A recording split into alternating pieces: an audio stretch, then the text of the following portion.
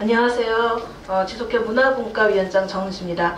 오늘 이렇게 많은 분들을 모시고 토론회를 진행하게 돼서 정말 영광으로 생각하고요. 저희 분과에서 14기가 출범을 하면서 이렇게 문화예술 분야 예산에 관한 것을 위원님들과 굉장히 공감을 하면서 많은 이야기를 나누고 정책으로 이걸 우리가 어떻게 하면 좀 더 나은 방향으로 진행할 수 있을 것인가에 대한 이야기를 많이 나누었습니다. 그게 오늘의 이 자리까지 오게 됐는데 많은 분들과 함께 하게 돼서 좋은 의견, 좋은 내용이 많이 나올 거라고 기대합니다. 오늘 이렇게 참석해 주셔서 감사합니다.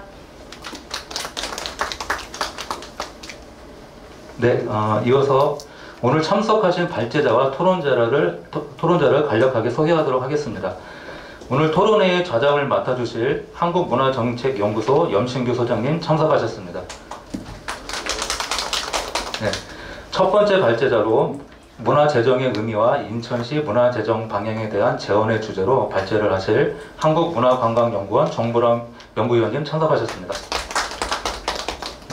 두 번째 발제자로 지속가능 발전 목표와 연계한 인선 8기 인천시 문화예술 분야 예산 정책 방향에 대한 제언의 주제로 발제를 하실 인천문화재단 공규원 정책협력실 차장님 참석하셨습니다. 네. 토론자로 유경희 인천광역시 문화복지위원회 부위원장님 참석하셨습니다. 네.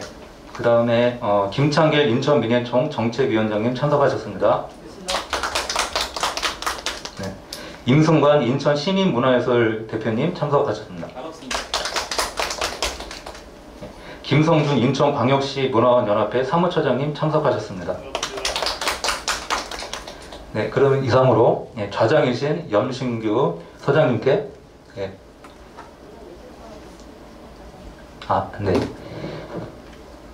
잠시 두 분 더 간략하게 소개를 하도록 하겠습니다.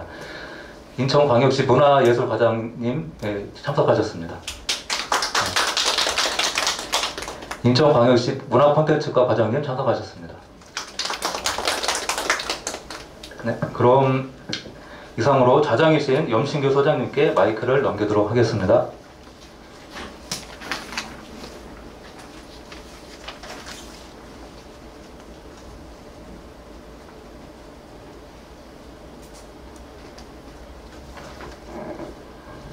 예, 안녕하세요. 방금 소개받은 한국문화정책연구소의 염신규라고 합니다. 오늘 이 귀한 자리에 초대해 주셔서 감사드리고요. 오늘 대부분 이제 정보람 연구위원님 제외하고 이제 인천에서 활동하시는 선생님들이 모이셔가지고 좀 논하는 자리에, 사실 저도 이제 인천에 살고 있지는 않고요. 경기도에 살고 있는데 초대해 주셔서 다시 한번 좀 감사드린 말씀드리고요. 저는 인천에 살고 있지는 않지만 인천에 있는 인천대학교 문화대학원에서 수업을 하면서 인천에 대해서 계속 관심을 가져왔고, 제가 이제 문화대학원에서 문화정책 관련된 수업을 할 때도 늘 이제 예산과 제도 이 두 가지 축이 정책에서 굉장히 중요한 이제 수단이라는 얘기를 자주 이제 강조하고는 해왔습니다. 정책이라는 게 굉장히 좋은 정책과 나쁜 정책을 쉽게 얘기할 수 없고, 제가 생각할 때 좋은 정책은 실현될 수 있는 정책이 좋은 정책인 것 같고요. 정책이 실현되기 위해서 반드시 이제 수반되는 게 예산이고, 예산을 어떻게 효율적으로 또 더 많은 이들한테 혜택이 갈 수 있게 사용하느냐, 어떤 공공성의 목표를 가지고 쓸 수 있느냐가 이제 문화 예산을 잘 확보하고 쓰는 어떤 방법일 것 같고요. 이런 부분에 대해서 과거보다 점점 더 관심도 많아지고 있고, 이런 자리들이 지역 곳곳에서 인천에서도 이렇게 이루어지고 있다는 게 굉장히 고무적인 부분인 것 같습니다. 오늘 날씨도 굉장히 좋고, 사실 오늘 오면서 참 정말 이제 좀 좋은 가을 날씨라는 생각을 했는데요. 이런 좋은 가을 날씨에 이런 좀 생산적이고 보람 있는 토론을 진행할 수 있어서 정말 좋은 것 같고, 오늘 토론이 어떤 무엇보다도 인천 문화 정책에 있어서 생산적인 어떤 예산의 확보와 사용에 대해서 이야기할 수 있는 자리가 됐으면 좋겠습니다. 제 얘기는 이 정도로 좀 줄이기로 하고요. 오늘 두 분의 이제 발제자님께서 이제 귀한 발제를 준비하셨는데 각각 한 20분 정도씩 시간을 책정되어 있는 걸로 알고 있는데요. 워낙 이제 잘 유능한 이제 발제자 분들이기 때문에 시간을 잘 지켜주시리라고 믿고 먼저 두 분의 발제 글을 좀 차례로 듣고 오늘 자리를 좀 시작하도록 하겠습니다. 예, 정보랑 위원님 준비되셨죠? 예. 자료가 내려오면은 제가 자리를 비켜드리도록 하겠습니다. 예, 부탁드리겠습니다.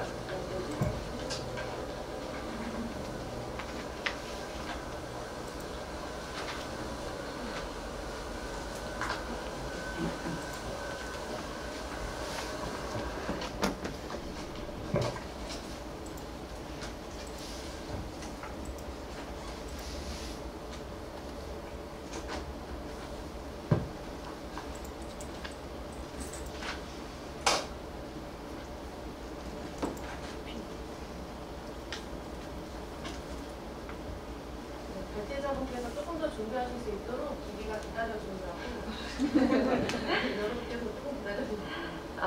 먼저 인사를 드리면 저는 이제 한국문화관광연구원 정보람으로 앞에 소개를 해주셨던 사람이고요.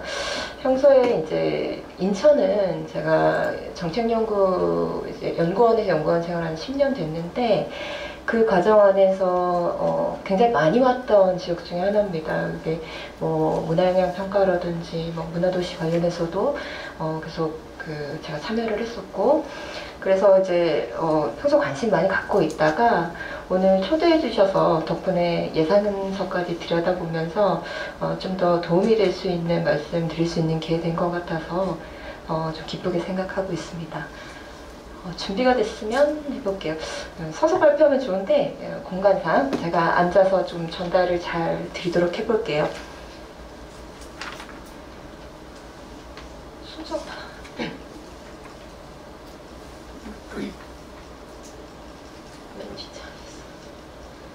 네. 오늘 말씀드릴 자료는 문화재정 운용 환경과 지역문화재정 운용 방향을 주제로 좀 잡아봤습니다. 먼저 제가 의뢰받기로는 문화재정에 대해서 전체적인 원론적인 얘기를 포함해서 인천의 문화재정을 진단할 수 있으면 좋겠다, 이런 말씀을 듣고 좀 고민을 하다가 전체적인 문화재정 운영 환경 안에서 우리 지역문화재정에 할 수 있는 방향과 특히나 인천이 가지고 있는 현황과 앞으로 좀 도움이 될 수 있는 내용들을 좀 덧대어서 문화재정 운영 환경과 지역문화재정 운영 방향으로 내용 잡아봤습니다. 발표 순서는 먼저 문화재정 운영 환경, 국가 전체가 사회 경제적 그리고 전략적 투자 입장에서 봤을 때 문화재정 운영 환경이 어떤 상황에 처해 있는지를 먼저 말씀을 드리고, 그 운영 환경 안에서 인천의 문화재정의 현황이 어느 정도 위치하고 있는지를 살펴보겠습니다. 그리고 마지막으로 인천을 포함해서 지역문화재정이 어떻게 나아가야 되는지에 대해서 몇 가지 제언을 드리고 마무리하도록 하겠습니다. 문화재정은 이제 정부 총지출 대비 2% 미만의 소규모 재정입니다. 현재 22년도 예산 기준으로 해서는 한 1.5% 정부 총지출 대비 16개 분야 중 하나가 문화 및 관광 분야인데요. 여기는 이제 문화체육 관광을 포함한 예산 비중이 1.5% 정도 수준입니다. 그래서 작은 예산이지만 그동안 지난 10년 이상 정부에서 집권 기간 동안 문화재정에 대해 관심을 많이 가지고 있었던 건 사실입니다. 그래서 지금 이제 그 표로 가지고 온 내용에는 이명박 정부는 2008년부터 현재까지 재정을 가지고 왔는데, 현대로 올수록 정부 재정에서 문화 재정에 관심을 갖는 이유는 문화가 그 정책의 결과이거나 예상이기도 하지만 문화예산 같은 경우는 문화 국가로서의 상징적인 의미도 가지고 있습니다. 그러다 보니까 우리 인천광역시에서도 문화예산 3%에 대한 공약을 제시를 하시기도 하셨지만 각 집권정부에서는 문화재정의 비중을 상징적으로 가지고 있기도 합니다. 그래서 현대로 올수록 재정에 대한 비중을 높이고자 하는 노력들이 있었고요. 예산 같은 경우는 박근혜 정부 때 문화재정 2% 계획을 공약을 제시하면서 당시 2%까지 노력을 했지만 1.72%를 가진 것이 여태까지 정부 중에 가장 높은 비율을 가진 시기였고요. 현재는 이제 다시 조정이 돼서 1.5% 수준입니다. 그렇다면은 국가 전체에서 1.5% 수준의 소규모 예산인데 중앙정부와 지방정부의 관계에 있어서는 어떻게 되는지 한번 살펴보면 OECD 국가, 우리가 이제 사회경제적으로 비슷한 수준의 국가를 비교할 때는 OECD 국가를 살펴보는데요. OECD 국가에서 문화재정 중에 지방정부의 문화재정 비율은 평균 62.1% 수준입니다. 그러니까 전체에서 절반 이상이 지방정부의 문화예산인 거죠. 그리고 이제 한국은 60.9%가 지방정부 지출입니다. 전체적으로 봤을 때는 국가 자체보다 지역에서 일어나는 문화정책들이 더 많이 이루어지고 있다고 볼 수 있고요. OECD하고 한국을 비교했을 때는 우리나라는 좀 중앙정부가 좀 더 많은 역할이나 기여를 하고 있다고 볼 수도 있습니다. 그렇게 해서 총지출 대비 문화재정이 국가 1.5%인데 특징적인 게 아까 이제 지역에서 60.9%로 더 많은 비중을 차지하고 있다고 말씀드렸는데 국내 실정 같은 경우는 지자체의 경우는 지자체 전체 평균을 봤을 때 분야 총지출 대비 문화재정은 4% 정도입니다. 그러니까 국가가 1.5%인데 지자체 평균은 4.4%니까 지방정부에서 일어나고 있는 문화정책의 실행이 훨씬 더 중요한 역할을 하고 있다고 볼 수 있죠. 이렇듯 중앙정부보다 지자체의 예산 편성 비중이 높은 분야, 그러니까 지역에서 좀 더 우선순위가 높은 분야는 문화를 포함해서 환경, 복지, 농림, 그리고 국토개발 등등이 있을 것 같습니다. 이런 문화재정은 지역문화에서 지방정부, 지역에서 더 많은 관심을 가지고 예산을 배정하고 있는 게 이제 사실인데요. 특히나 이전 정부에서 문화재정에 대해서 많은 수준의 지방향을 했습니다. 그래서 20년도와 22년도 2단계에 거쳐서 재정을 이관을 했는데 국가 전체에 있어서 국토 그리고 문화 예산이 지방으로 많이 이양된 게 특징적이었습니다. 그래서 이제 지방으로 문화사업 이양한 것이 오른쪽 표에서 볼 수 있고요. 대신에 지방이양을 한 대신에 지방의 소비세를 증가시켜서 지역 내에서 예산을 편성할 권한을 좀 높여준 것이 특징적입니다. 그러니까 지방이양을 했다고 해서 문화사업 예산이 없어지는 건 아니고 시 내에서 전체적인 예산을 순증한 게 특징적입니다. 그래서 세수 전체를 늘려서 그 안에서 문화가 더 우선순위면 더 많이 편성하고 다른 것이 더 우선순위면 더 많이 편성해라 이런 식입니다. 그래서 지자체 내에 배분 결정이 더 중요해졌습니다. 다시 돌아가서 국가 전체의 재정 투자를 살펴보면요. 최근에 윤석열 정부 들어서 첫 번째 예산 계획이 발표됐습니다. 중기재정 계획이 발표됐는데요. 22년도 문화재정은 새 정부의 첫 번째 예산 편성이었고 22년부터 26년까지의 중기재정 운영계획은 새 정부의 첫 번째 중기재정 계획이었습니다. 그래서 이 두 가지의 계획은 집권 시기의 첫 번째 예산 편성 계획은 특히나 정책의 기조나 방향을 5년치를 함축하고 있다고도 볼 수 있는데 여기서 보시면 이 상단에 있는 박스, 첫 번째 있는 박스가 가장 관심도가 높은 분야라고 할 수 있습니다. 이거는 이제 평균적으로 증감률도 높고 중기 증감률도 높은 것입니다. 하단에 있는 이 박스는 증감률이 낮은 것이고 이거는 이제 앞으로 5년 동안 국가 전체에서는 우선순위가 좀 밀릴 수 있는 분야입니다. 그런데 이제 문화체육 관광 분야를 보니까 이 하단에 위치해 있는데 특히나 중기재정 계획에서 마이너스 계획을 발표한 것은 굉장히 이례적이었습니다. 그래서 이렇다 보니까 전체적인 국가 재정 운용상에서의 문화 예산이 어떻게 보면 5년 동안 그렇게 관심이 높지 않다라고도 볼 수 있습니다. 그리고 또 이 정부에서 관심 있는 분야는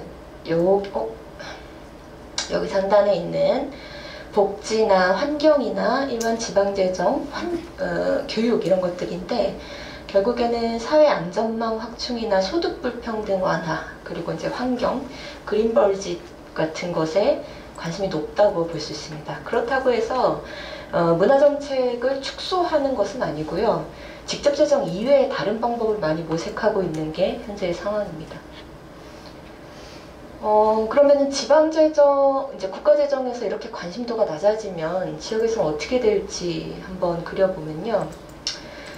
그동안 지방정부에서 특징적인 것은 최근 10년 동안 사회복지 예산이 17%포인트가 높아졌습니다. 이 높은 게 이제 2010년 대비 19년도의 예산 비중인데 17%포인트면 굉장히 이거는 이제 폭발적인 증가세인데, 이런 이유는 복지 예산 같은 경우는 법에 의해서 반드시 지출돼야 되는 것들이 많습니다. 고령이라든지 연금이나 아이들 보육 이런 것들은 지역의 어떤 계획보다 국가 전체에서 정한 법에 의해서 이제 매칭을 해야 되는 예산들이 많은 거죠. 그러다 보니까 지역 예산에서 원하든 원하지 않든 복지 예산에 폭발적으로 증가하게 됩니다. 그렇게 되다 보니까 이제 재량 지출이 많은 문화재정 같은 경우는 계속 계획에서 밀리게 되겠죠. 예산은 이제 한정이 되어 있으니. 그래서 이제 지표상으로도 10년 동안 문화재정은 마이너스 감소세를 나타냅니다. 그래서 지방정부의 예산 편성 입장에서는 국가 전체에서 관심이 좀 줄어들고, 문화재정에 관심 좀 줄어들고, 더불어 내부 살림에 있어서는 복지 지출에 대한 의무 부담이 강화해서 가지고 있는 예산 안에서 이제 이용하기가 좀 어려운 상황일 수 있습니다. 이런 환경 안에서 인천문화재정은 그동안 어떤 모습을 보였는지 한번 살펴보겠습니다. 오늘은 이제 문화예술 예산만 다루려고 하는데요. 문화예술 예산 같은 경우는 지자체 평균 1.6% 규모를 가지고 있고, 중앙정부 같은 경우는 전체에서 0.7%로 굉장히 미미하고 작은 숫자입니다. 그런데 이 문화예술 예산의 특징적인 건 자체 예산 편성 비율이 되게 높습니다. 이 하단에 있는 그래프에서 희미하게 보이는 오른쪽 막대기는 전체 지자체에서 자체 예산을 편성하는 비중이고, 왼쪽의 주황색 막대기는 문화예술 예산에서 자체 예산을 편성하는 비중인데 막대기 차이가 크죠. 이거는 문화예술 예산은 지역에서의 수요가 훨씬 더 가깝고 지역에서 우선순위가 높은 분야이기 때문에 자체 예산을 먼저 고를 트는 그런 분야라고 볼 수 있습니다. 그렇게 되면 이제 평균적으로 이렇게 지역의 자체 예산이 높다는 건 지역민의 수요가 문화예술 예산 혹은 문화 사업에 대해서 더 관심도 높고 요구도도 높다. 이것을 바로 반영하기 때문이다라고도 볼 수 있습니다. 이제 인천의 예산을 좀 보고 싶은데요. 이제 인천광역시의 예산에 준 거는 이제 광역시 기준으로 보는 것이 맞는데, 광역시 본청의 문화예술 예산, 그러니까 이제 오늘 우리가 시의회하고 이야기를 하는 것이면 시에서 이제 배분하는 예산 비중을 보는 것이 바람직한데요. 광역시 본청의 문화예술 예산 비중은 2.9%이고, 그러는 동안 인천광역시의 예산은 1.6%입니다. 그래서 광역시 본청 예산의 평균에 한참 미치지 못하는 상황이고요. 이것이 이제 본청은 1.9%입니다. 그리고 이제 광역시는 시도를 합친 예산을 보더라도 더 낮습니다. 그래서 이 말은 즉 전체적으로 봤을 때 광역시의 역할은 도하고 다르게 본청에서 직접 수행하는 문화예술 사업이 많고, 본청이 자치구에 대한 재정조정 기능이 활성화되어 있는 게 특징입니다. 그러니까 도 단위는 면적이 넓어서 각 도가 가지고 있는 시군구에 대한 사업을 조정하기가 굉장히 어려운 환경인데, 광역시 같은 경우는 면적이 도보다 훨씬 더 작기 때문에 조정 기능이 본청에서 굉장히 높은데, 인천 같은 경우는 문화예산에 있어서는 조금 우선순위가 많이 밀려있는 상황입니다. 네. 그래서 이어서 인천의 문화예술 예산이 총 지출의 1.9% 수준인 것을 확인할 수 있고요. 이런 인천의 문화예술 예산은 현재 이제 광역시 기준으로 봤을 때는 가장 적은 수준의 비율이지만 그동안 지속적으로 꾸준히 증가한 추세를 보였습니다. 과거에 2011년이 가장 낮은 비중이었 2011년도가 1.08이고 가장 낮은 시기는 0.95%인 2012년도인데요. 0.95%인 2012년도에서 현재 10년 후인 22년도는 1.87%로 작은 규모이지만 지속적으로 그 지역민의 수요를 반영하고 늘려왔던 추세를 볼 수 있었습니다. 그런데 전체적으로 봤을 때 인천 내의 그 자치구들 혹은 군들이 문화예술에 대한 관심도가 굉장히 낮은 것 같습니다. 보통은 이제 구군 단위에서 문화예술 예산을 많이 편성하고 있는 것이 특징적인데 인천 같은 경우는 기초지자체에서 특별히 뭐 연수구를 제외하고는 굉장히 미흡한 1% 미만대의 관심도를 가지고 있어서 만일 이제 인천시 전체 이 시에서 문화예산 3%에 대한 계획을 한다면 자치구군을 독려해서 함께 가는 방법도 고민해 보심이 좋을 것 같습니다. 그렇게 해서 이제 문화재정 운용을 어떻게 할 것인가에 대한 이야기를 드려보겠습니다. 먼저 예산 지역에 이제 문화예산을 확보하는 건 크게 두 개인데요. 하나는 가지고 있는 한도 내에서 16개 분야 중 문화 분야에 우선순위를 둬서 예산을 자체 예산을 확보하는 것. 그리고 또 다른 하나는 국가 예산을 확보해서 국가와 방향을 같이 가는 거라고 할 수 있겠습니다. 두 번째는 이제 보조사업 같은 건데요. 먼저 전자에 대한 설명입니다. 인천광역시 내에서 문화재정의 투자 우선순위를 확보하기 위한 방법인데 하나는 이제 이 얘기는 많이 들어보셨을 것 같지만 잘 이루어지지 않기 때문에 강조드리는 거라고 이해해 주시면 좋을 것 같고요. 첫째는 재정 우선순위를 위해서는 보다 객관적이고 과학적인 데이터가 있어야 됩니다. 이제 당위적으로 요구한다, 필요한다 이런 걸 가지고 예산을 확보할 수 있는 시대는 좀 지난 것 같습니다. 그래서 그렇게 하기 위해서는 숫자가 중요한데요. 지역의 문화 수요를 파악하고 지역의 자원 진단을 할 수 있는 조사나 통계를 꾸준히 축적하는 방식을 권해드립니다. 그리고 또 주민의 이렇게 이제 조사나 통계에 기반해서 주민의 욕구를 파악하고 주민의 욕구가 반영된 예산을 편성하는 게 중요한데요. 이제 예시로 우리 주민참여예산이라는 제도가 이제 법에 의해서 모든 지자체가 하게 되어 있는데 이 중에 이제 문화분과가 있는 지자체도 있고 없는 지자체도 있어요. 여기에 이제 문화분과를 별도로 구성을 하시거나 문화사업에 대해서 주민의 의견을 들을 수 있는 창구를 마련하고 예산을 반영하는 것 이런 것이 좀 좋은 방법일 것 같습니다. 그리고 또 이렇게 이제 수요나 원하는 것들이 파악이 되면 사업을 설계할 것이고 이 사업이 실제로 의도했던 성과를 반영하고 있는지에 대한 모니터링 그리고 그 차년도 예산에 반영하는 환류 그런 것도 중요할 것 같습니다. 이렇게 해서 이제 근거 기반 정책에 대해서 강조드리고 싶고 두 번째는 오늘 이 자리가 이제 시 단위의 자리이기 때문에 광역시 단위 자리이기 때문에 광역의 역할을 좀 강조드리고 싶습니다. 광역은 자체 사업도 중요하지만 가지고 있는 구분 단위를 연계하고 가지고 있는 기관들이나 시설들의 사업들을 빅피처를 그리는 역할을 하시면 좋을 것 같습니다. 이걸 이제 재정에서는 재정조정 기능이라고도 하는데요. 우선에 현재 인천뿐만 아니라 여러 지역에서 문화 서비스를 실천할 수 있는 기관들이 많은 것 같아요. 그게 이제 시설에서 이루어지기도 하고 재단이나 문화원 오늘 또 자리해 주신 예총이나 이런 어떤 기구를 통해서 많은 서비스들이 이루어지고 있는데 그동안 이제 그 문화재정의 확보 혹은 문화사업에 있어서 공모 사업 중심으로 진행되다 보니까 각 기관들이 서로 경쟁을 하는 구도가 많이 된 것 같아요. 그래서 이것을 기관 간에 잘할 수 있는 일을 협업할 수 있도록 협업했을 때 인센티브를 주거나 혹은 잘할 수 있는 역할을 구분해 가지고 정리해 주시는 것, 이런 게 좀 필요할 것 같습니다. 이 불필요한 공모와 경쟁에 의해서 많이 좀 지쳐 있는 상황인 것 같고요. 또 하나는 이제 지방이양된 사업들에 대해서 넥스트를 생각해 보시는 게 좋을 것 같아요. 주로 지방이양된 건 이제 문화시설하고 행사들인데요.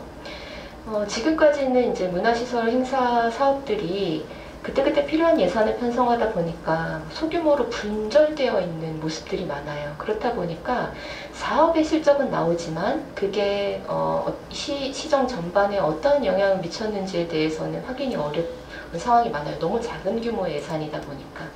그래서 이런 행사, 시설과 같은 특히 지방이양된 사업들을 어느 정도 예산 분류를 조금 규모화해서 그 안에서 성과 관리도 하고 또 다른 사업을 확산할 수 있게 사업을 조금 중분류화해서 관리하는 것을 추천드립니다. 그리고 또 인근 지역, 특히나 인천 같은 경우는 서울 경기와 가까이 있기 때문에 인천 시민들이 문화 서비스를 서울 경기로 가서 할 수도 있어요. 우리가 이제 교통이나 이런 게 편리하기 때문에. 그럴 경우에는 우리 최근에 이제 관계 인구에 대해서도 이야기를 많이 하는데 인근 지역과 협력해서 같이 갈 수 있는 사업들을 발굴하는 것도 좋을 것 같습니다. 그래서 관계 인구를 고려해서 특히 문화 서비스는 삶의 터전 이외에서도 가까우면 가서 소비할 수 있는 것이거든요. 그거를 인천으로 유입하게 할 수도 있고 인천의 시민들이 더 좋은 서비스를 교환할 수도 있는 거죠. 네. 그리고 또 지역 내에 하나의 정책 계획이 필요한데 사실 이거는 이제 중앙정부에서도 좀 잘 못하고 있는 거예요. 이제 지역 단위로 내려가면 특히 이제 오른쪽에 있는 표가 문체부가 요구하고 있는 지역 단위의 계획을 가지고 왔는데 굉장히 많죠. 근데 이제 개별 계획들을 세우다 보니까 지역 도시 전체의 문화 계획은 조금 백화점식으로 되는 경우도 많이 있는 것 같아요. 그래서 지역 단위에서 총괄적인 계획을 수립하시기를 의견을 드리고요. 이럴 때 이 개별 계획과의 관계를 고려해서 총괄 계획을 지역문화진흥 시행 계획에 있어서 보다 많은 공력을 투자하심을 권해드립니다. 마지막으로 이제 국가재정 투자 분야에서 국가가 아까 앞서서 제가 이제 매트릭스에서 앞으로 관심 있는 분야와 조금 관심 없는 분야에 대해서 말씀드렸는데 문화, 체육, 관광 예산이 관심 없는 분야라고 해서 그 사업들이 줄어들진 않아요. 왜냐하면 우리가 많은 여가 산업 통계들이 문화에 대한 소비 수요는 더 늘어날 거라고 전망하고 있기 때문이에요. 그래서 이거는 제가 예측하건데 문화 사업은 앞으로 복지 혹은 기술과 결합되어 있는 사업들이 훨씬 많이 나올 것 같습니다. 그리고 그것들이 보조사업의 형태 혹은 정부의 정책 방향에 많이 반영이 될 것으로 보이는데요. 여기에 있어서는 첫째로 이제 복지와 문화의 결합 프로그램이 이제 국가의 투자 우선순위에 발맞춰서 갈 수 있는 영역인 것 같아요. 그래서 인천시에서도 이제 국가 방향과 같이 발맞춰 간다면 문화 치유나 정서 회복 프로그램에 대한 관심도 가져주실 수 있을 것 같습니다. 이거는 이제 우리나라뿐만 아니라 국제사회에서도 코로나를 겪고 그 이후에 문화를 통해서 어떤 정서적 치유, 건강의 치유에 대한 관심이 많아지고 있는 게 사실입니다. 또 이제 기술과 결합한 건데 이거는 이제 새로운 비즈니스를 창출할 수 있는데 문화를 원천 소스로 사용하는 겁니다. 이거는 직접 재정 투자가 아니더라도 민관의 협력이나 촉진 방안들을 고민해서 이거를 전체 계획 구상 하에 넣을 수 있을 것 같습니다. 네. 이 정도로 이제 전체적인 문화재정 운영 방안과 인천시에서 준비하실 수 있는 지방재정 운영 방안에 대해서 말씀드렸습니다. 네, 발표를 마치겠습니다. 예, 다시 한번 감사드리고요. 굉장히 귀한 말씀이셨던 것 같고, 특히 사실 뭐 문화 정책 분야에서 일하시는 분들은 대부분 코로나 사태를 겪으면서 문화 재정이 다소 위축될 수 있을 것이라는 예상을 했던 것 같아요. 이런 어떤 재난의 시대를 겪고 나면은 아무래도 이제 사회복지라든가 다른 영역으로 이제 재정 계획이 좀 치우쳐질 수밖에 없고, 여간 문화 정책이 그런 경우에 가장 먼저 좀 파이가 좀 덜 가는 게 지금까지 좀 일반적이었던 것 같습니다. 그런데 정보람 의원님이 마지막에 말씀하셨던 것처럼 또 한편으로 이렇게 복지라든가 사회안전망이라든가 문화정책의 어떤 역할 자체를 훨씬 더 적극적으로 사회를 재구조화하고 재규범화하는 어떤 정책이라고 생각한다면, 문화정책에 대한 관점을 조금 바꾼다면 문화 예산을 충분히 좀 더 가져올 수 있는 논리를 좀 정교하게 만들 수 있을 거라는 생각을 하게 되고요. 또 한편으로 굉장히 이제 많은 재정에 있어서, 문화 재정에 있어서 이제 지방 정부의 역할들이 굉장히 커져가고 있는데, 사실 좀 인천의 문화 재정이 지금까지 다른 광역 지자체에 비해서 좀 낮은 하여튼 퍼센테이지를 나타나고 있는 건 좀 아쉬운 부분이라는 생각이 들고, 인천에서 어떤 좀 정교한 논리를 가지고 인천 지역의 이제 발전 전반적인, 문화예술만의 발전이 아니라 인천 사회의 전반적인 어떤 성장을 위해서 문화예산에 대해서 적극적인 어떤 계획과 근거들을 만들 것인가에 대해서 조금 더 이제 뒷자리에서 좀 더 얘기를 들어봤으면 좋겠고요. 두 번째 발제, 공규현 차장님 발제 부탁드리겠습니다.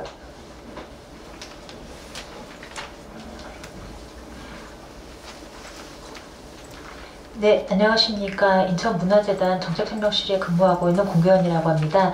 예, 제가 오늘 말씀드릴 부분은 앞서 말씀하신 정보람 박사님의 그런 어떤 이제 지역의 문화재정 운용 방향에 대한 이제 큰 그림에 대한 제언을 해주신 거를 근거로 바탕으로 해서 민선 8기 인천시에서는 문화예술 분야에 대해서 어떤 예산 정책 방향을 가져가면 좋을지 한번 이제 문화 분야의 지표나 통계 중심으로 한번 이제 살펴보고자 했습니다.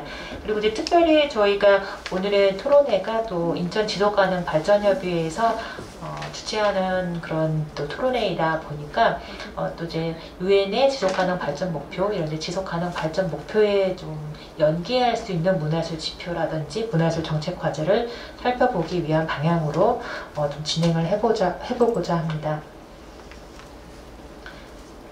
네, 화면이 약간 살짝 잘리는데요. 네, 이제 감안해서 좀 봐주시면 감사하겠습니다. 네, 지속가능 발전 목표 같은 경우는 2015년 유엔 총회에서 채택된 부분이고요. 총 17개의 목표가 있습니다. 이제 17개의 목표가 빈곤 증식, 기아 해결 등등부터 해서 이제 17번째 글로벌 파트너십까지 17개의 목표가 있고 169개의 세부 목표로 이제 구성이 되어 있습니다. 그리고 이제 이 유엔의 지속가능 발전 목표에 대응해서 또 우리나라에서도 국가 지속가능 발전 목표를 또 제정해서 운영하고 있습니다. 국가에서 지정한 지속가능 발전 목표에도 또 동일하게 17개의 이제 목표가 있고요. 이제 각각의 세부 지표들을 운영을 하고 있습니다.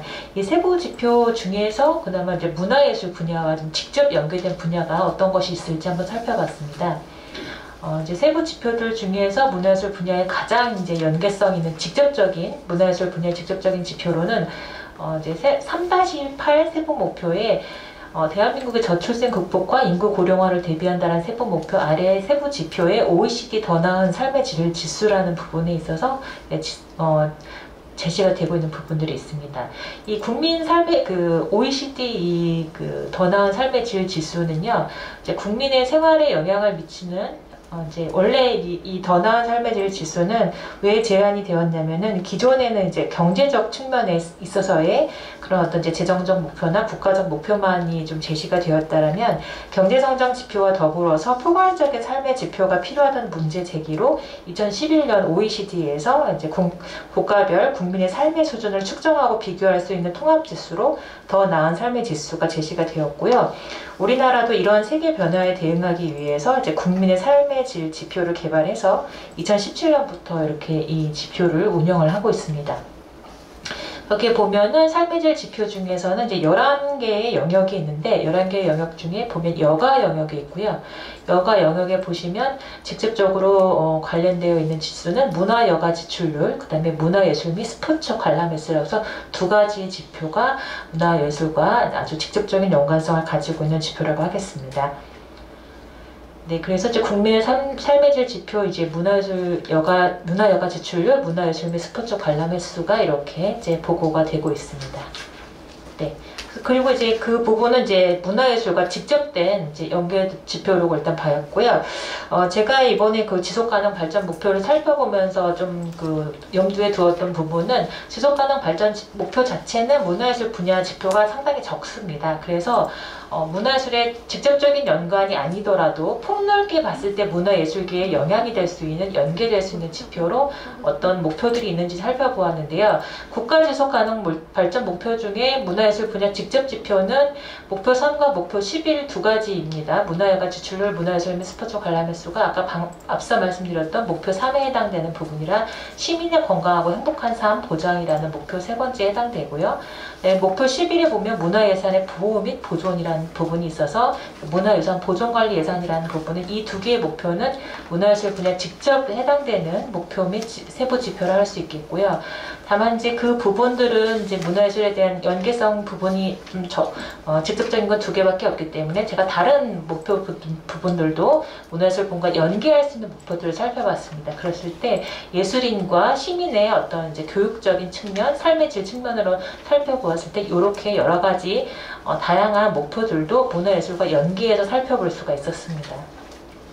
네, 그래서 이제 그 문화예술 분야와 연계되는 지표들을 이제 연계 지표 및 직접 목표를 연계해서 봤을 때 이렇게 조금 정책 과제들을 뽑아볼 수 있다고 저는 생각을 했습니다. 그래서 예술인의 그 목표 1에 해당되는 부분이 빈곤층 감소와 사회 안전망 강화인데 그걸 문화예술 쪽과 연계한다면 예술인의 빈곤 감소 및 사회 안전망 강화, 목표 3 건강하고 행복한 삶 보장 부분은 시민의 건강하고 행복한 삶, 이런 식으로 이제 여러 가지 과제들을 문화예술 분야가 좀 직접적으로 연계하고 최근에 이제 문화예술 분야에서 많이 회자가 되고 있는 예술인 복지에 대한 부분들도 직접적인 어떤 목표 10에서 모든 종류 불평등 해소라는 이런 부분들과 연계해서 한번 살펴보았고, 목표 9에서 산업의 성장과 혁신 활성화 및 사회 기반 시설 구축에 대한 부분들도 문화예술과 연계한다면 문화예술 단체의 어떤 그 예술 산업이나 문화예술 생태계의 활성화를 위한 지속 가능한 활동 기반 마련이라는 부분으로 연계할 수 있다고 보았습니다. 네, 그래서 이제 이렇게 한번 살펴보았고요. 그다음에 이제 그 지속 가능 발전 그 보고서가 있습니다. 인천시도 작년 2021년에 인천시에서 인천광역시 지속 가능 발전 기본 계획을 수립했고, 그 연구 보고서에 이제 타 국가들의 이제 사례가 있어서 잠시 살펴보았는데, 타 국가들도 EU, 오스트리아 같은 경우에 이제 대표 지표로 여가와 생활과 문화예술 이런 부분들, 주로 여가 생활에 대한 부분들을 많이 좀 강조를 하고 있는 것 같습니다. 그리고 역시 문화예술, 문화활동에 대한 공공 지출을 좀 중요하게 생각하는 그런 지표들을 살펴볼 수 있었고요.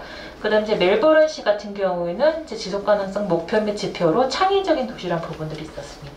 그다음에 캐나다 킹스턴 같은 경우에는 예술 창의성, 역사와 문화유산, 활동적 시민의식, 다양성, 이렇게 해서 캐나다 같은 경우는 좀 다양성을 중시하는 그런 것들을 살펴볼 수 있었습니다. 그다음에 이제 그 유엔에서 발표한 2015년에 그 지속가능 발전 목표 자체가 문화예술 분야가 좀 적기 때문에 유네스코에서 별도로 좀 그 2019년에 발표한 게 있습니다. 문화예술 분야에 대한 지속가능 발전 목표의 좀 연계 지표들을 별도로 발표했는데요. 컬처 2030 지표라는 부분입니다. 이거가 좀 이제 그 유네스코에서 별도 문화 2030 지표라는 내용으로 발표를 했는데요. 4개의 영역으로 나뉘어져 있습니다. 환경과 회복력, 번영과 민생, 지식과 기술, 포용과 참여, 이렇게 4가지 분야로 나뉘어져 있고, 지속가능 발전 목표들을 문화예술과 연계해서 어떻게 세부 지표들을 개발할 수 있는가라는 부분에 대해서 유네스코 차원에서 지표들을 개발해서 일단 발표한 부분들이 있었습니다. 그래서 여기서 보면 4개 영역에 대해서 22개의 지표들을 발표했습니다. 네, 그 유네스코 지표는 이제 참고로 살펴보았고요. 그 다음에 이제 작년에 2021년 인천광역시에서 발표한 지속가능 발전 기본 계획에는 그럼 뭐 어떤 지표들이 있었나 잠시 살펴보겠습니다. 그러면 저희가 이제 사회 분야 지표가 있습니다. 사회 분야 지표 안에 문화 부분이 일부 포함이 되어 있는데요. 여기 보면 이제 목표 더불어 잘 사는 공동체 도시 구현이라는 목표 아래 세부 목표에 보시면 문화 접근성 향상을 통한 문화예술 복지 보편화라는 세부 목표가 있고요. 그 아래에 지표가 4개가 들어가 있습니다. 인천시 등록 문화예술단체 수, 10,000명당 공공도서관 수, 문화예술 공연 및 전시 개최건 수, 10만 명당 공연 건수 해서 주로 이제 문화예술 관람과 문화 기반 시설에 대한 지표만 직접 지표로 일단 이렇게 들어가 있었습니다. 근데 저는 앞서도 말씀드렸지만 지속가능 발전 목표 속에는 문화예술 직접 지표들은 굉장히 적기 때문에 저는 이제 직접 지표만 볼 것이 아니라 연계 지표라는 것으로 또 해서 다른 분야의 지표들도 문화예술 분야가 연계해서 살펴볼 필요가 있다고 생각을 했습니다. 그래서 좀 조금 더 확장을 해서 연계 지표를 본다면 그 앞에 위에 보시면 이제 지역 발전을 창조하는 인재 양성 도시 구축의 부분들은 문화예술 교육에 해당되는 부분들로 해석할 수 있겠고요. 그다음에 아래 보시면 거버넌스 구축을 통한 지속가능 발전 추진의 민관 협력 체계 이런 부분들은 문화예술 부분과 연계한다면 앞서 정보란 박사님도 말씀하신 바와 같이 문화예술 분야의 주민 참여 예산이라든지 그다음에 비영리 민간단체의 보조금 지원 이런 부분들도 문화예술 분야가 연계한다면 연계 지표로 볼 수 있지 않을까 싶습니다. 역시 지속가능 발전 지표에서 인천시 그 경제 분야 지표에 보시면 이제 이런 지속가능한 지역 일자리 선순환 체계 확립, 일자리 창출, 지속가능 산업 형식 체계 이런 구축들의 그런 세부 목표들은 단순 경제 분야로만 되어 있는데 이 부분들의 모든 지표들은 사실상 문화예술 분야와 연계하여도 문화예술 분야에도 굉장히 유의미한 그 문화예술 생태계에 관련된 지표로 해석될 수 있는 부분들이 있지 않을까 싶어서 전 연계 지표로 충분히 문화예술 분야에서도 해석할 수 있지 않나라는 생각을 해보았습니다. 그리고 또 이제 그 인천 이외에 이제 지속 가능 발전 목표에 대응해서 문화 정책 체계를 세우고자 하는 연구가 한국문화관광연구원에서도 진행된 바가 있습니다. 이 연구 같은 경우는 한국문화관광연구원에서 UN 지속 가능 발전 목표와 문화 정책의 대응 방안이라는 제목으로 해서 2021년 작년에 진행된 연구입니다.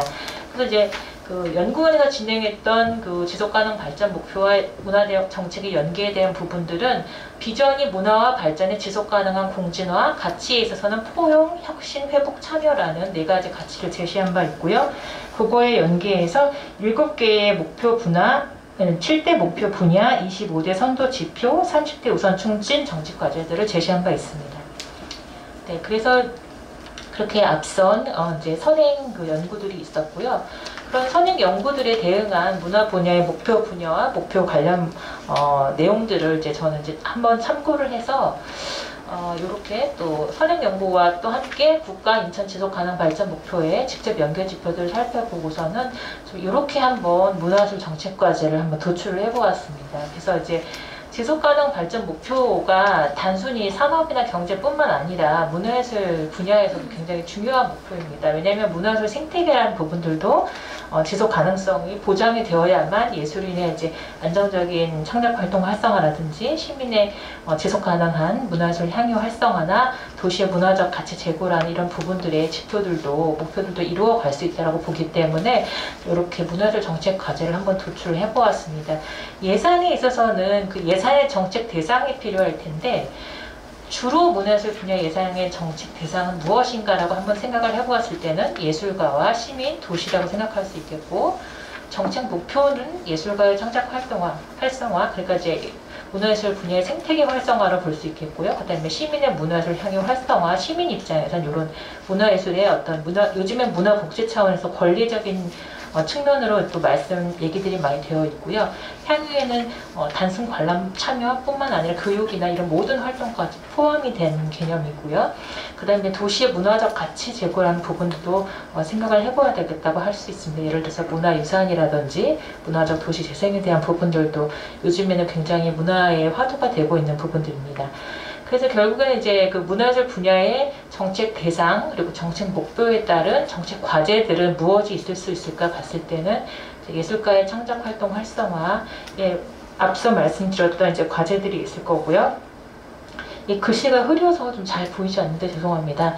예술인의 생애주기별 활동 지원 강화, 청년 예술인을 위한 안정적 일자리 창출, 예술 기업의 성장을 통한 예술인 소득 증대, 문화예술 분야 사회적 기업의 지원에 대한 확대, 그다음에 예술인의 사회보험 가입 확대, 문화예술인들, 여성 예술인들의 취업 및 육아 기회 보장, 문화예술 연구와 양성 및 연구 실행 촉진 이런 것들을 예술가의 창작 활동 활성화, 문화예술 예술인들의 그런 어떤 생애주기별 안정적인 그 활동을 위한 과제들로 살펴볼 수 있겠고요.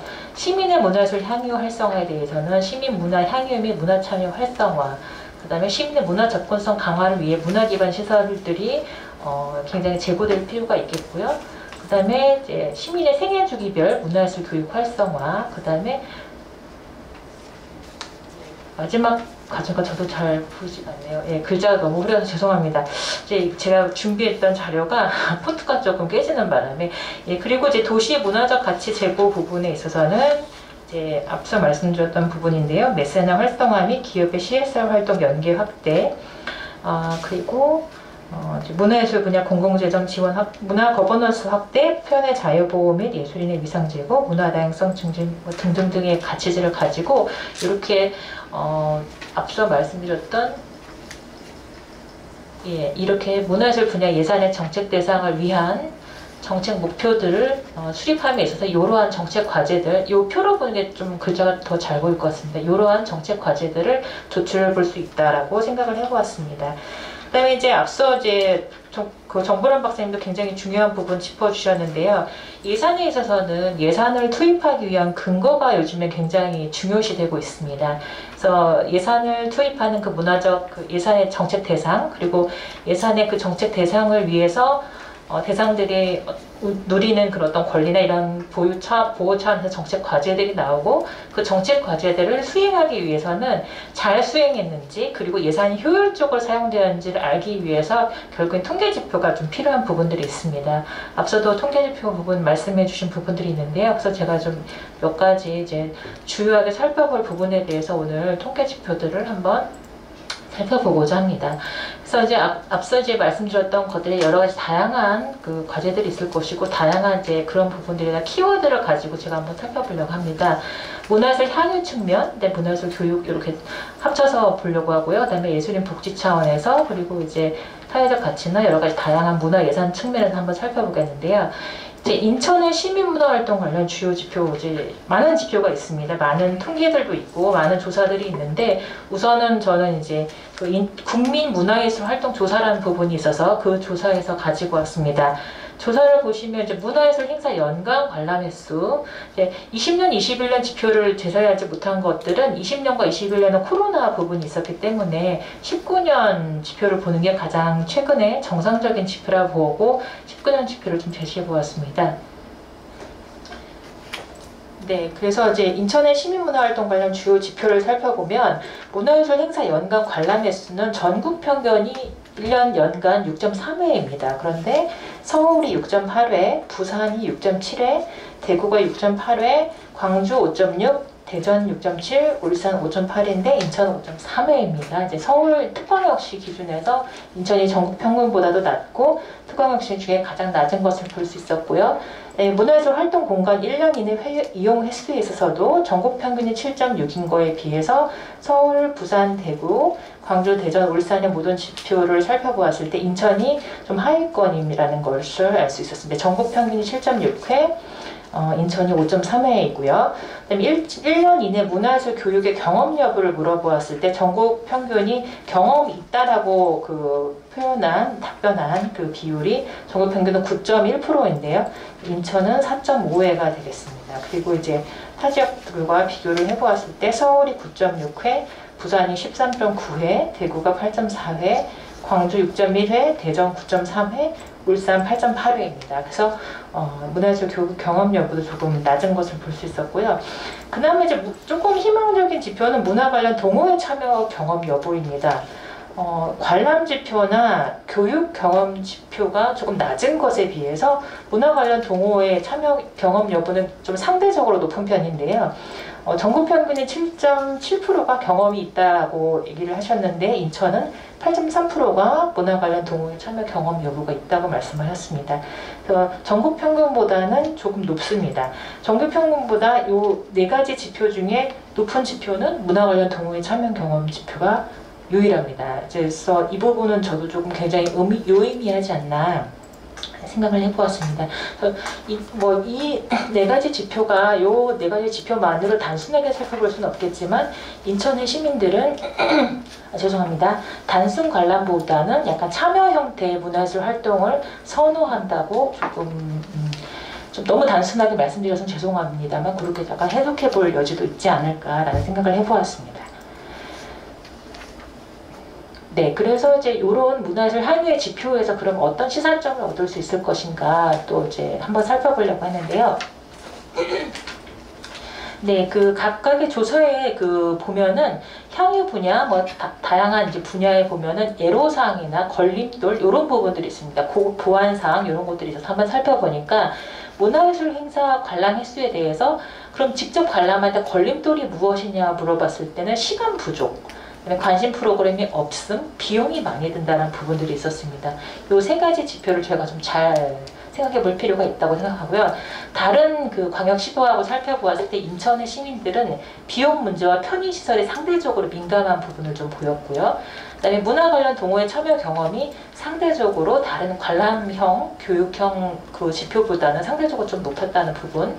그다음에 문화예술 교육 애로사항에 있어서는 관심이나 강좌가 없어서 교육을 참여 경험이 없다라는 게 1위로 나왔다라는 게 저는 굉장히 조금 의아했습니다.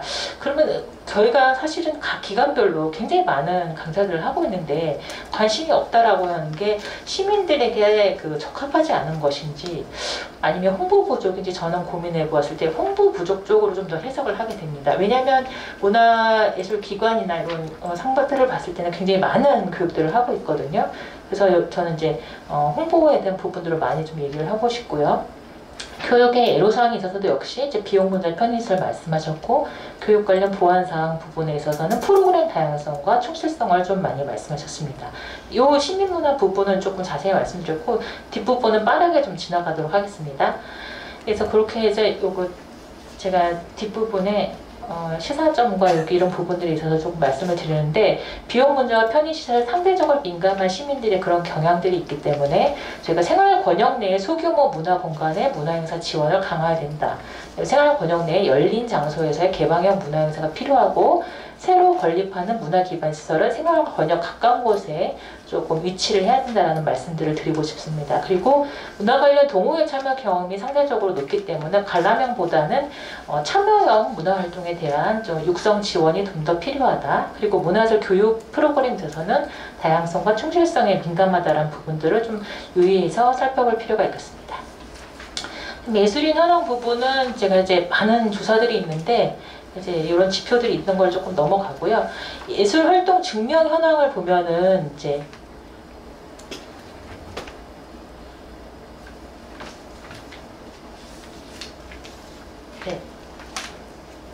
예술활동 증명을 이 부분 같은 경우 잠시 말씀드리면 한국예술인복지재단이라는 기관이 있습니다. 그 기관에서 실시간으로 예술활동 증명 현황을 통계를 이제 제공을 하고 있는데요. 전국에 14만 9천 명의 예술활동 증명이 이제 누적이 되어 있고 인천시 같은 경우는 현재 6,500명이 이제 예술활동 증명이 되어 있습니다. 그래서 예술활동 증명에 보면은 인천은 6,500명인데 20대가 1,300명, 30대가 2,300명, 40대가 1,100명으로 20, 30대, 40대까지가 굉장히 이제 주류를 이룬다고 볼 수 있겠습니다. 20, 30대, 40대까지 포함하면 20대와 30대까지만 해도 55%고요. 그 다음에 40대를 포함하면 72%가 됩니다. 그래서 좀 젊은 청년층의 문화예술인이 많다는 걸 일단 알 수가 있고요. 예술인 현황 관련해서 조사 결과 관련 시사점을 좀 살펴보면은 프리랜서와 비정규직이 90%가 넘어갑니다. 그렇기 때문에 인천은 인천뿐만 아니라 예술인들 전반적으로 인건비와 활동 준비 비용에 대한 어려움을 굉장히 많이 느끼고 있다는 부분들, 이 부분에 대한 지원이 좀 필요하다는 생각이 들겠고요. 특별히 4대 보험 가입률이 굉장히 낮아서 실업급여 수급률도 굉장히 작기 때문에 이 예술인들을 사회 안전망으로 이제 들어올 수 있게 하는 이런 노력들이 굉장히 필요하겠습니다. 그리고 개인 단위 활동이 많아서 외로움과 고립감에 빠질 위험이 높은 예술인들을 위해서 심리상담, 의료 지원자 활성화가 필요하겠고 전문예술법인이나 사회적 기업을 통한 그런 예술인들 단위의 지원 강화가 좀 필요하다고 봅니다. 월 소득 100만 원 이하인 사람이 75%에 달하기 때문에 예술 지원 선정 금액을 높여서 실질적으로 예술인들이 창작 활동을 통해서 인건비를 어느 정도 보존할 수 있는 부분에 대한 그런 지원 사업 체계의 변화가 필요하지 않겠나 생각이 듭니다. 그리고 이제 그 문화예산 부분도 한번 살펴보려고 하는데요. 문화예술 예산과 공연예술 예산 부분을 한번 살펴보면은 지금 전체 그 해당 기관, 해당 지방자치단체 예산 대비 문화예술 예산의 비율입니다. 문화예술 예산 그 1인당 금액을 한번 나누어 보았는데요. 전국 평균이 1인당 문화예술 예산이 28,627원이 전국 평균입니다. 그런데 이제 서울 같은 경우가 이제 4,512원. 서울은 의외로 이제 조금 작은 편이고요. 광주가 32,000원, 울산도 38,000원, 대전이 22,000원 이렇게 되는데 인천은 9,255원, 대구가 만원대, 부산이 7,500원대입니다. 그래서 실질적으로 이 1인당 문화예술 예산 부분이 인천이 굉장히 적은 편이고요. 1인당 공연 예술 예산으로 나누어 보았을 때도 역시 인천이 굉장히 적은 편이라는 것을 알 수 있었습니다. 숫자가 표현되어 있는데 조금 너무 흐려서 숫자가 잘 안 보이는 부분 양해 부탁드립니다. 실제 발제 자료 안에는 실제 수치가 다 나와 있기 때문에 표를 참고해 주시면 감사하겠습니다. 앞서 보셨던 여기 주황색 부분이 인천에 해당하는 부분이고 초록색 부분이 전국 평균에 해당되는 부분입니다. 빠르게 넘어가서 이렇게 좀 예산 부분에 대한 부분들을 잠깐 살펴보았는데요. 그래서 이제 전국 평균 및 6대 광역시 평균에 미치지 못하는 문화예술 예산의 비중에 있어서는 빠르게 예산의 비중들, 문화예술 예산을 좀 확대해 나갈 필요가 있다는 말씀을 좀 드립니다. 그 다음 이제 문화 기반 시설을 한번 살펴보려고 하는데요. 문화 기반 시설 같은 경우에는 좀 복잡한 표들이 많아서 가름을 하고 시사점 중심으로 좀 넘어가겠습니다. 네, 시사점 중심으로 넘어가서 말씀을 드리면 문화 기반 시설에 있어서는 지금 전국 평균 대비 인천은 공공문화 기반 시설이 굉장히 부족한 상황입니다. 그렇기 때문에 문화 기반 시설의 신규 건립과 생활 권역 내 배치가 굉장히 필요한 상황이고요. 근데 이제 이 문화 기반 시설이라는 것은 공공의 예산으로 많은 금액이 들어가는 건립 사업이 필요하기 때문에 문화 기반 시설은 쉽게 빠르게 증가가 어렵습니다. 그렇기 때문에 이 생활 권역 내 소규모 문화 공간에 문화예술 행사를 지원하는 것이 좀 더 필요하지 않나라는 생각이 들고요. 그 다음에 이제 인천 시민적 같은 경우는 타 지역 대비해서 문화 기반 시설, 문화시설 이용할 때 비용에 굉장히 민감한 측면이 있습니다. 그렇기 때문에 저는 이제 문화시설 특별히 이제 비용이 많이 들어가는 부분들은 공연이겠죠. 공연 부분인데 그렇기 때문에 생활 권역 내 소규모 문화 공간에 문화예술 행사를 지원을 강화하고 열린 공간에서의 문화 행사 활성화를 해야 된다고 생각이 듭니다. 그리고 이제 타 지역 대비해서 민간 공연장이나 민간 갤러리가 굉장히 부족합니다. 그래서 소규모 민간 공연장 및 갤러리 조성과 운영을 지원할 수 있는 그러한 부분에 대한 필요가 좀 있다고 생각합니다. 그래서 공공문화 기반 시설에 대한 건립이나 조성은 시간이 많이 걸리기 때문에 물론 그 부분에 공공문화 기반 시설의 확대를 위한 노력도 필요하겠지만 민간 권역의 소규모 문화 공간에 대한 지원, 그리고 인천시는 거리예술 활성화 지원 조례도 이미 있기 때문에 그런 이제 열린 공간에서 거리예술에 대한 이런 부분들 주로 청년예술인들이 많이 활동하는 부분이기도 하기 때문에 청년예술인 지원 정책의 일환으로라도 열린 공간에서 문화행사를 활성화하는 것이 우선 필요하겠고요. 그다음에 인천은 소규모 민간 공연장과 갤러리 부분이 굉장히 타 지역 대비 취약한 상황입니다. 그렇기 때문에 소극장, 예를 들어서 100에서 150석의 소극장이라든지 그다음에 20평, 30평 규모의 소규모 그런 갤러리들에 대한 조성 비용을 좀 지원하는 것이 필요하다는 생각을 합니다. 단순 운영 비용이나 프로그램 비용만 하는 것이 아니라 일단 조성이 되어야 되는데 인천은 공연예술 시장 자체가 또 공연예술이나 미술이나 이런 예술시장 자체가 굉장히 취약하기 때문에 최초에 조성하고자 하는 의지가 있다 하더라도 민간에서 그런 그 문화시설을 운영하는 게 쉽지가 않습니다. 그래서 민간시설의 어떤 이제 공공예산이 마중물이 될 수 있는 부분들의 역할이 되게 필요합니다. 공공예산은 여러 가지 역할이 있을 텐데요.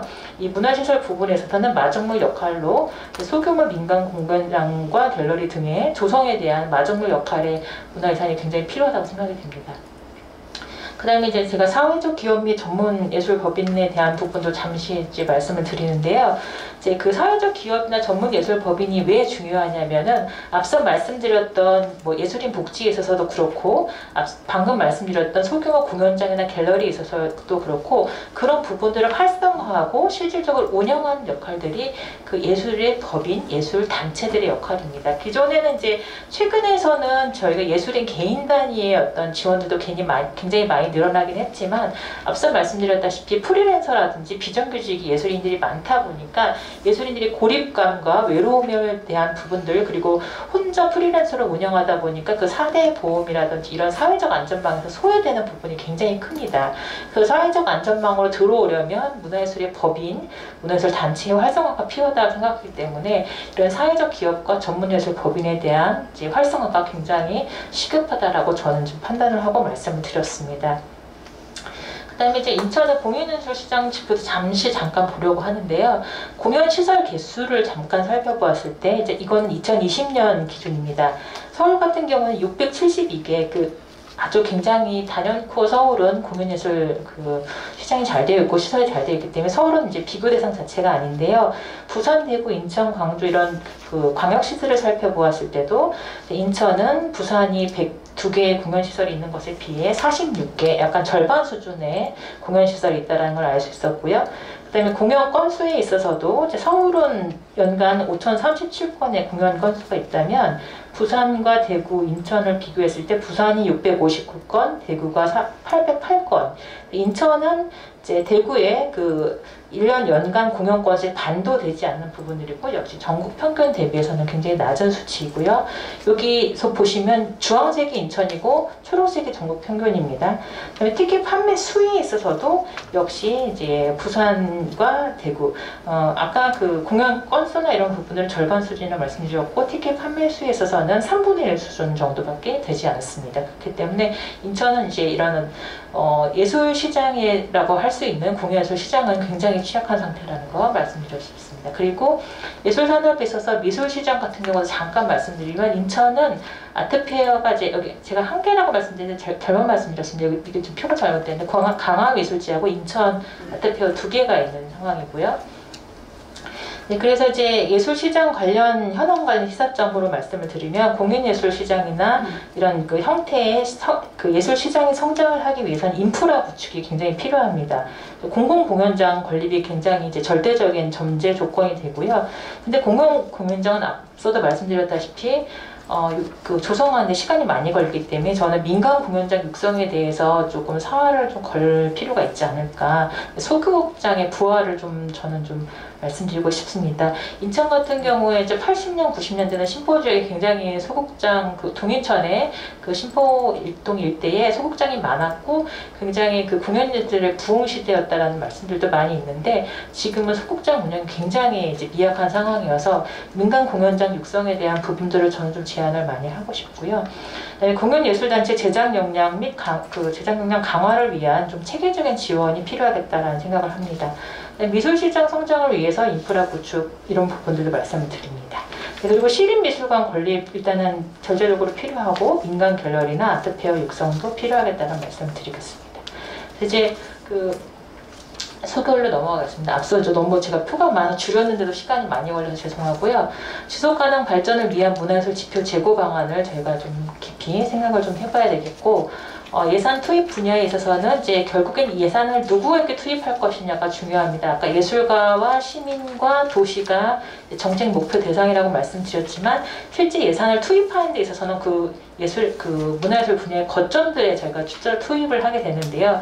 거점들은 문화시설, 예술 지원의 대상인 예술인과 시민, 그리고 이제 문화 행사들일 것입니다. 이 거점들의 어떤 정책 방향을 가지고 어떻게 예산을 투입할 것인지에 대해서는 앞서 말씀드렸던 어떤 그 정책 과제들을 좀 깊이 생각해 볼 필요가 있을 것이고요. 문화시설, 예술인 지원, 그다음에 문화행사에 있어서 지원할 때 이 삼각 구도에 대해서 체계적이고 조화로운 균형 있는 문화예산, 공공예산의 투입 방안이 필요하다고 생각이 됩니다. 이상입니다. 예, 고생하셨습니다. 시간이 좀 다소 초과되긴 했는데 워낙 준비하신 내용들이 많으셔가지고 제가 어떻게 중간에 줄여달라는 말씀을 드릴 수가 좀 없었던 것 같고요.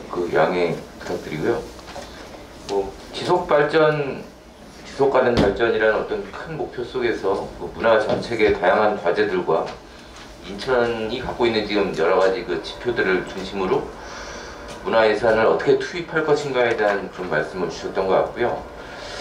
이게 사실 굉장히 좀 짧은 시간에 말씀하시기에는 굉장히 방대한 양이었다는 생각이 들고, 또 각각의 이제 어떤 부분들도 사실 이제 하나하나 들어가서 좀 면밀하게 이제 좀 살펴봐야 될 필요가 있을 것 같아요.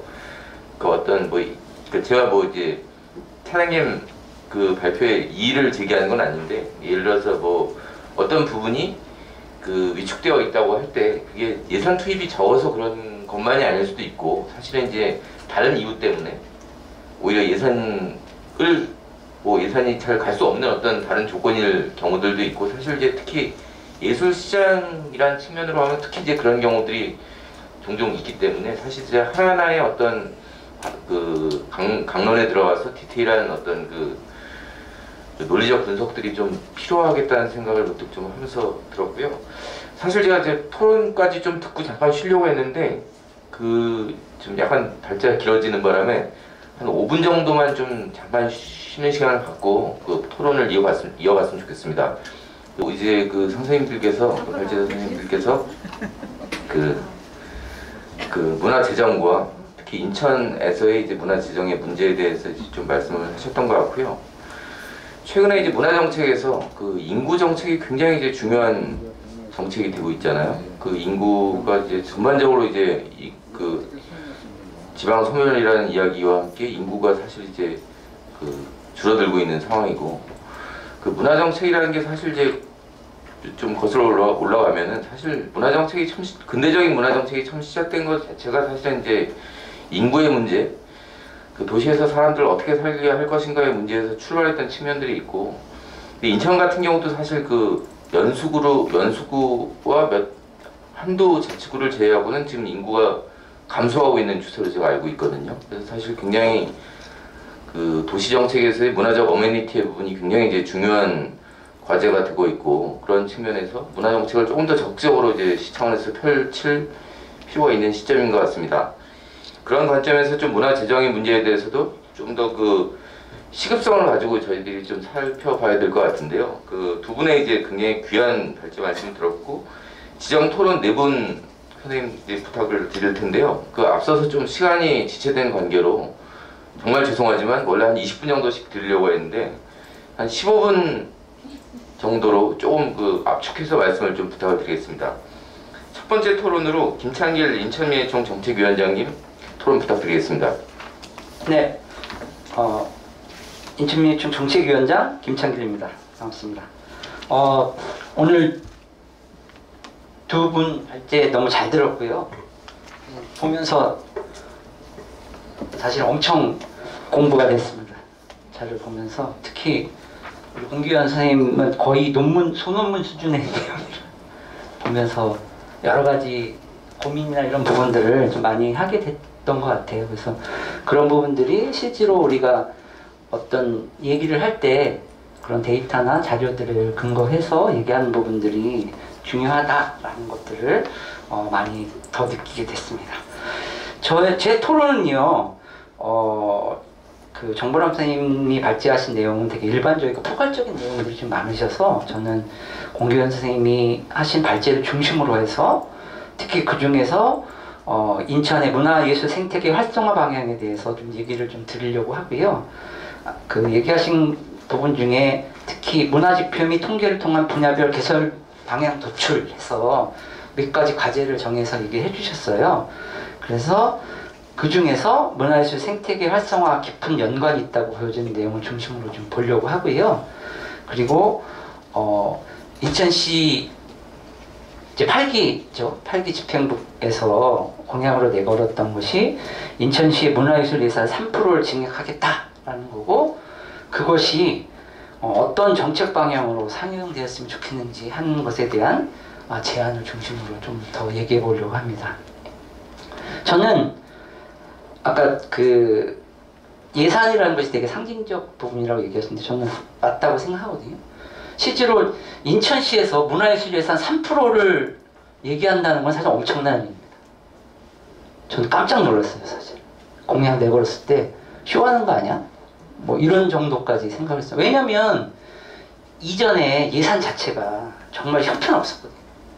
제가 뒤쪽 페이지 보시면 85페이지 보시면 10년간 인천광역시 본예산 중 문화예술 예산 비율입니다. 아까 우리 정보람 선생님도 얘기하셨지만 보면 정말 참담합니다. 참담해요. 하다가 2018년부터는 그래도 1%대로 들어서면서 늘은 것 같고, 특히 2022년에는 1.67%로 엄청 늘어서 야 이거 계속 늘은 거 아니야? 라고 하지만 이게 착시 효과가 있어요. 뭐냐면 2022년에는 선거가 있었기 때문에 선거 관련된 행사들이 엄청 많습니다. 일회성 행사가 엄청났어요. 그러니까 그런 부분들을 좀 고려하고 보셔야 된다는 거고, 그랬을 때 실제로 인천시의 문화예산 부분들은 거의 처참할 정도였다라고 말할 수밖에 없을 것 같고요. 그런데 3%를 얘기해? 이제 깜놀이죠, 진짜. 깜놀이고, 그럼 이거를 3% 가지고 어떻게 해야 되지? 에 대해서 얘기를 해야 된다고 저는 생각합니다. 3%를 늘리는 게 중요한 게 아니라, 그런 늘어난 3% 가지고 우리는 어떻게 인천 지역의, 인천시의 문화예술을 어떤 방향으로 만들어 나갈 것인가에 대한 논의들이 필요한 거다. 이전에는 저희가 그거 주장했어요. 야, 2%라도 좀 하자. 실질적 예산으로 2%라도 하자 얘기했어요. 근데 거기에서 저희가 되게 중요하게 좀 바라봐야 할 지점이 있다고 생각하는데요. 그 84페이지에 잠깐 보시면 표 2라고 해서 한 거 보시면 이게 올해 예산입니다. 올해 예산 관련돼서 사실 분류는 제가 임의로 한 거예요. 제가 임의로 한 거고, 거기 보면 문화 기반 시설 조성 및 운영이 56.2%.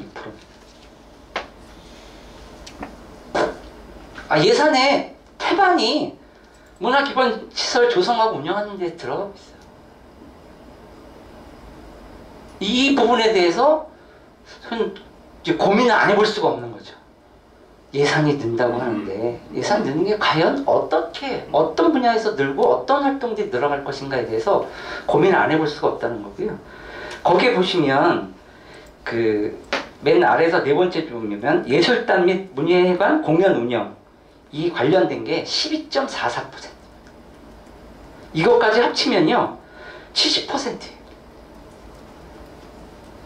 70%에 관련된 예산이 공간 관련된, 사실 문화예술에 관한 예술단도 그렇지 않습니까? 거의 이 기반, 물론 이제 예술단을 운영하는 거지만 기반 시설에 준하는 가라고 저는 생각하는데, 그러면 70%의 예산이 그쪽으로 사용되고 있는 거예요. 나머지 30% 가지고 우린 지지고 볶고 싸우고 있는 거예요.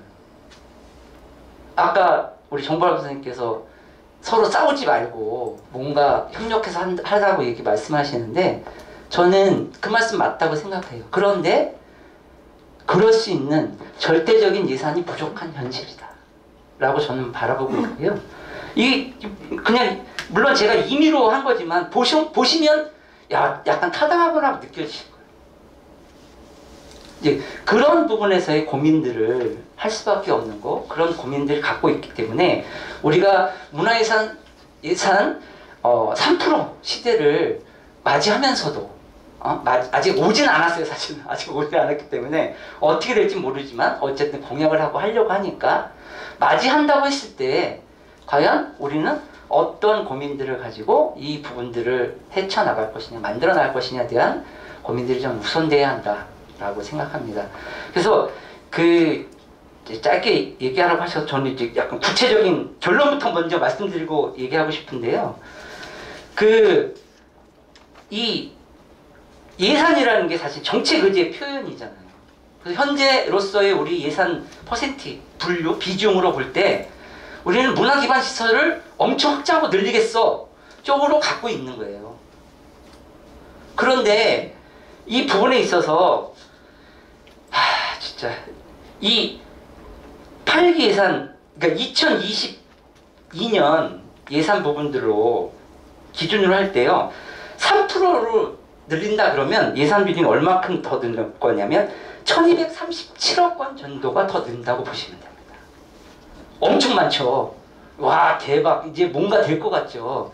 그런데 그 안을 좀 살펴봐야 돼요.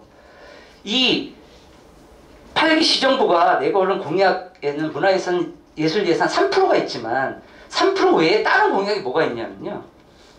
K-팝 아레나 건설, 한류시티 조성, 수도권 메리츠 드림파크 복합 문화회관 건설, 예총회관 건설, 서북권 문화예술회관 건립. 물론 이 공약은 들어있지 않지만 아트센터 인천 2단계 사업 추진, 강화 접견기업 봉합 문화체험 문화공원 조성, 옹진 섬마을 박물관 건립. 이걸 그냥 대충 따져도 몇천 원.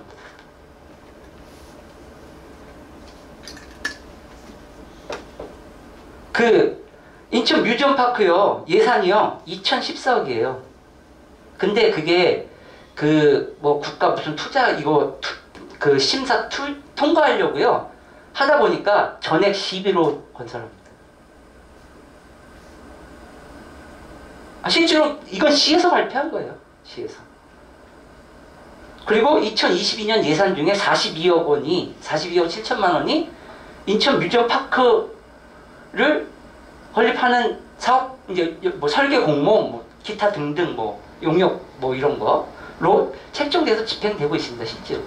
앞으로 계속 늘어날 수밖에 없는 거죠.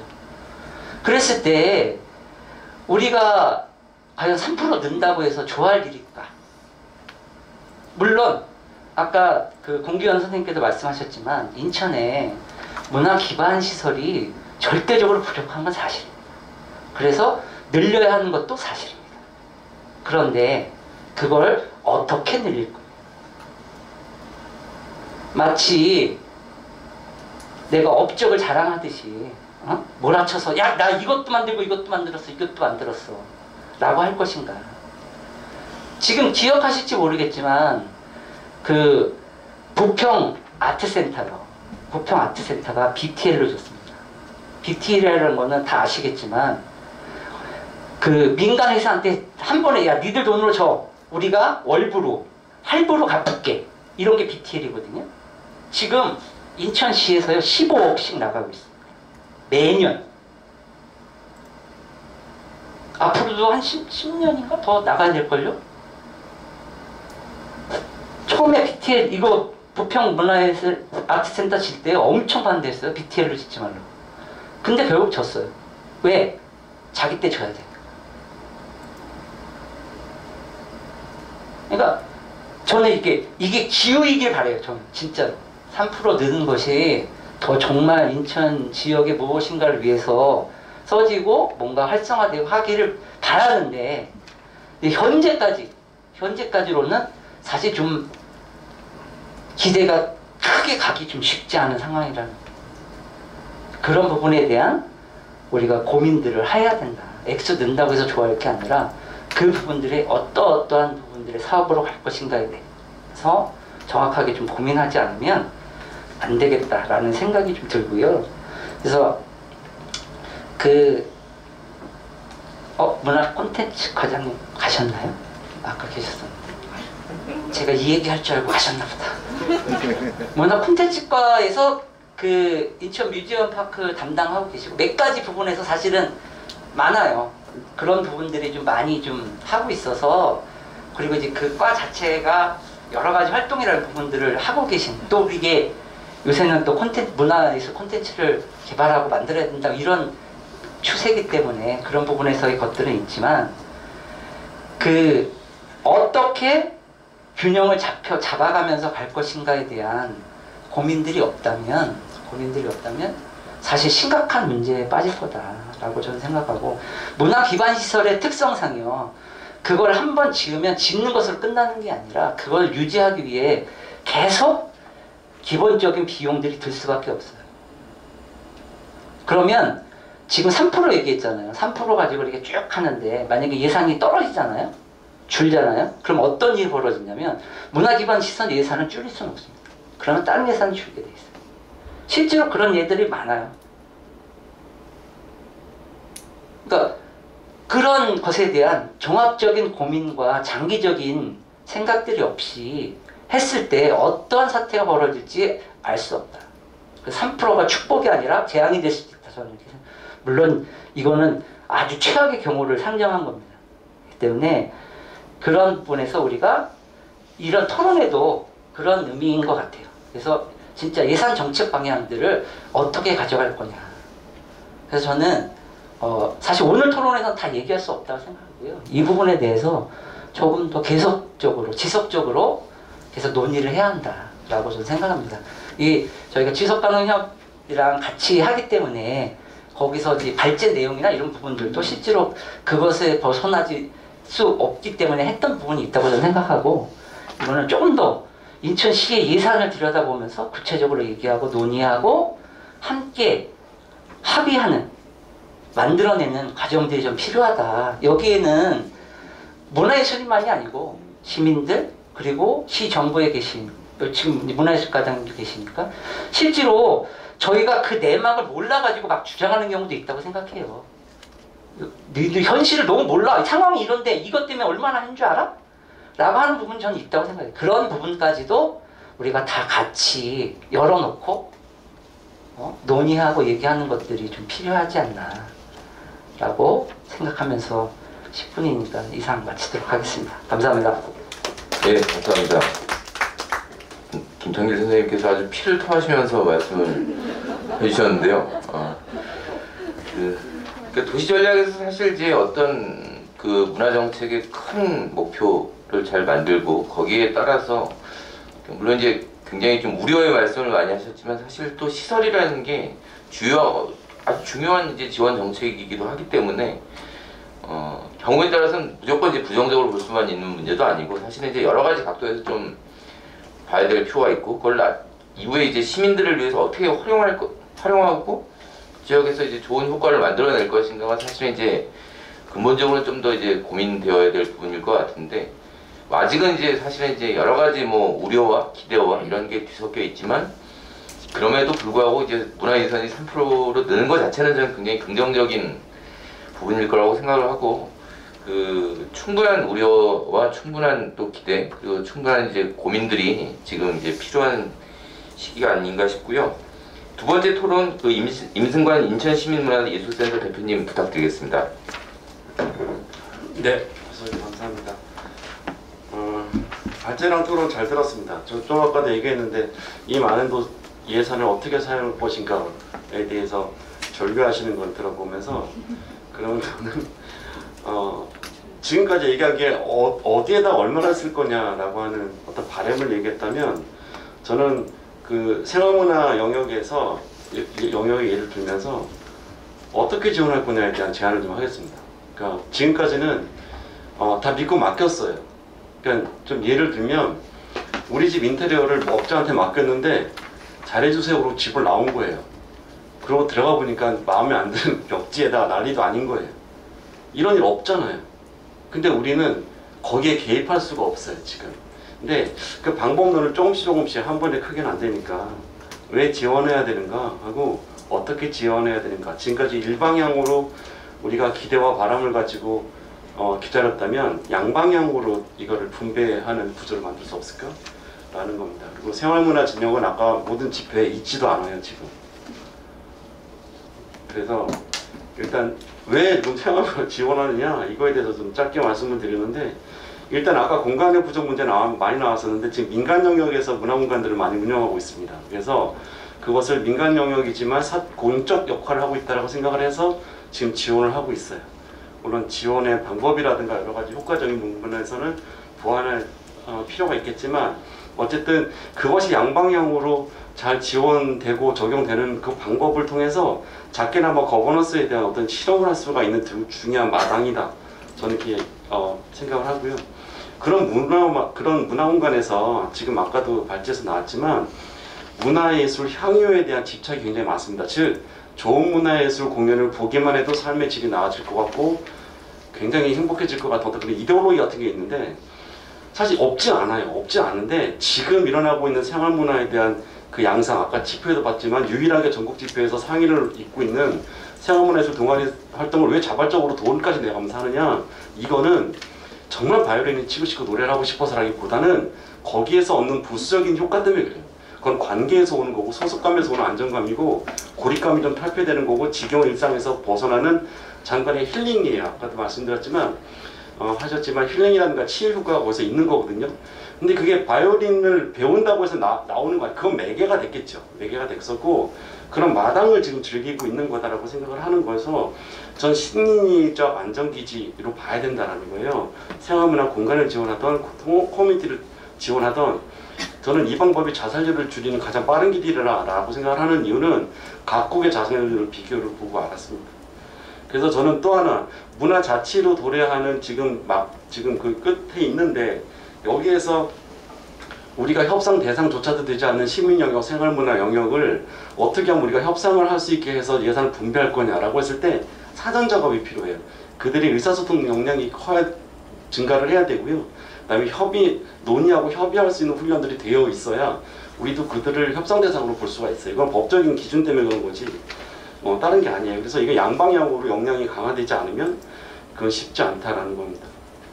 그리고 우리가 이제 그 보조금 사업으로 지원을 하게 되는데 보조금 사업의 지원의 맹점이 뭐냐면 분명히 시민의 주민의 삶의 질 그리고 문화를 매개로 한 어떤 커뮤니티 복원 어떤 정서적 심리적 안정 이렇게 하는데 그거를 지원받은 주체와 공간 운영하는 주체죠. 이 사람들은 지원받자마자 시민에서 배제가 돼요. 그래서 너네들이 힐링하려는 게 아니야. 잘 들어. 너네는 힘들어도 프로그램을 제공하라고 라는 게 어떻게 나오냐면 인건비 지급이 안 됩니다. 아까 법제화 해가지고 예술가의 안정적인 그 4대 보험도 해야 된다는데 그거 왜 안 하냐면 있는 조직도 지금 탈퇴하고 프리랜서라는 이유가 뭐냐면 지원금 받았는데 내가 한 강의 그리고 내가 이 사업을 잘하기 위해서 한 기획 그 노하우가 다 녹아난 노동이 인정받지 않아요. 그러니까 있는 단체에서 탈퇴하는 겁니다. 그럼 내가 강사로 고용해서 지급할 수 있으니까.